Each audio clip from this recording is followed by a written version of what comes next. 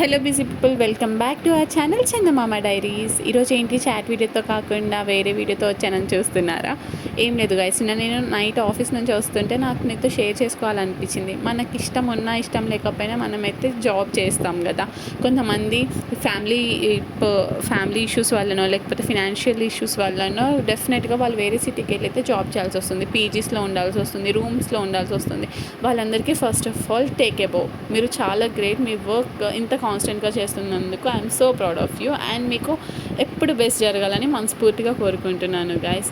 Actually ఇలా ఉండడం చాలా కష్టం కదా. ఐ నో, మనకి కొంతమందికి ఇష్టం ఉండి ఇష్టం లేకుండా జాబ్స్ చేస్తూ ఉంటారు. వాళ్ళ గోల్స్ వేరే అయినా కూడా జాబ్స్ చేయాల్సి వస్తుంది కదా.